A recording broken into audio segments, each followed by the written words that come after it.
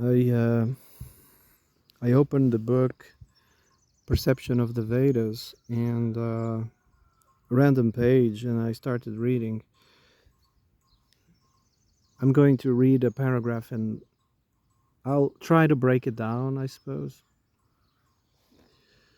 The waters and the earth are to be understood not only with reference to our terrestrial seas and continents, but as respectively the possibilities of existence in any of the three worlds, and the support of living beings existent in any one of these, according to the terms of his possibilities.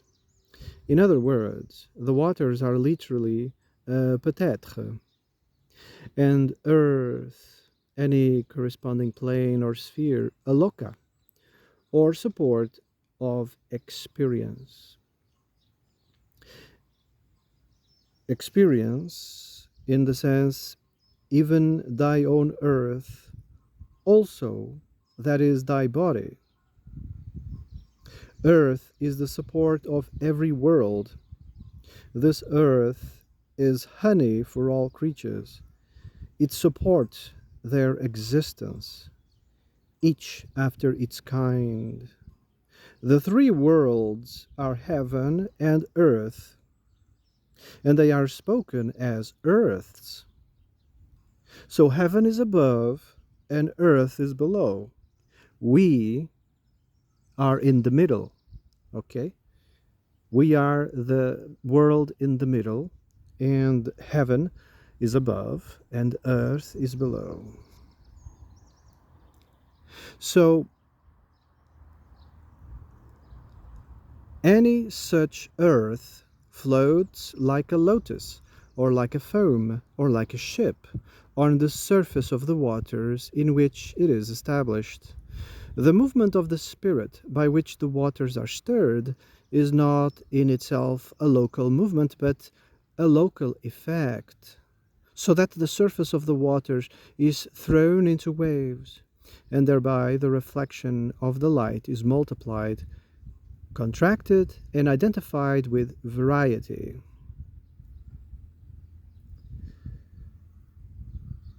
As far as the waters extend, as far as Varuna or God extends, so far extends his world, asserts the fundamental doctrine of the identity of possible and real.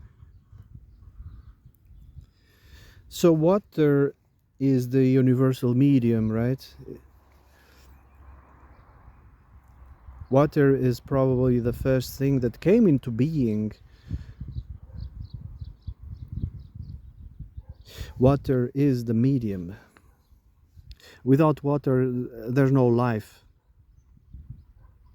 Without water, there's no earth, you know? So it's not just seas and continents, it's a infinite possibility of manifestation. Light, when it passes through the prism is the mind, okay? When light passes through the mind, it gives birth to infinite possibilities of manifestation. Yeah. In the three worlds, so you have heaven, you have earth. Earth and water are hardened light. It's hardened light, you know? Everything in the material world is made out of light. Everything. It's just light that has become hardened. Yeah. So the three worlds, they support living beings. They are in the middle somewhere. Us, right? Earth floats like a lotus, like a foam in the surface of the waters.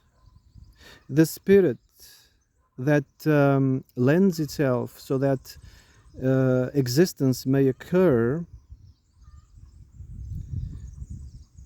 is not a local effect.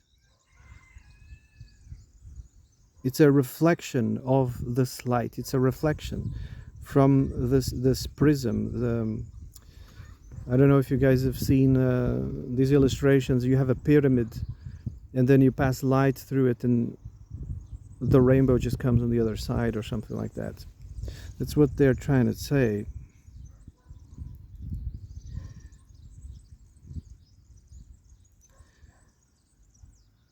So the spirit in which the waters are stirred, it's not a local movement, it's just an effect, right?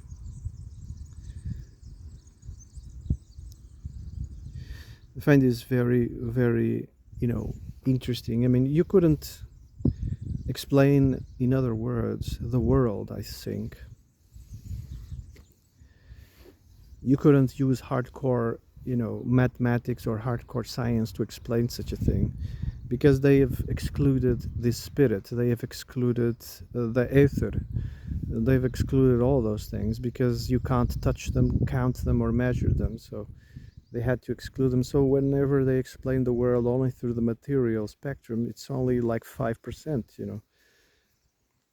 They are unable to see, the light, or should I say the illumination, because you can't see light. What you can see is illumination.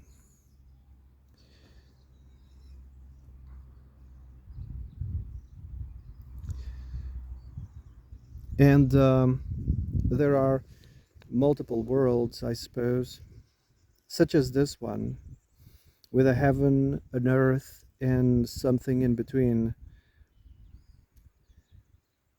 As far as Varuna, Varuna is just another appellation for the divine. As far as these waters extend, as far as Varuna extends, so far as it extends his world, right? This could be, metaphorically, a pawn, but there could be other pawns not far from this one, other possibilities of manifestation, other worlds. I was just listening before I left.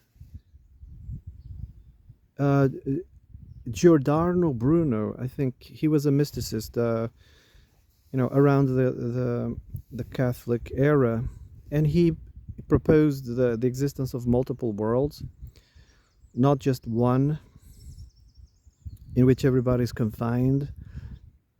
Proposed that was other worlds, other forms, other possibilities of manifestation, because these manifestations are infinite.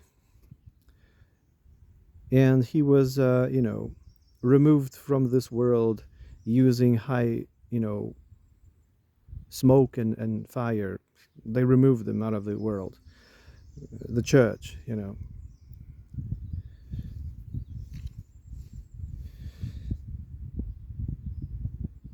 It's a loca, They called this specific lotus flower that is floating like foam, they call it a loka. There are many, many lokas in the Vedic cosmology. So, anyway, I think I'm going to shut up.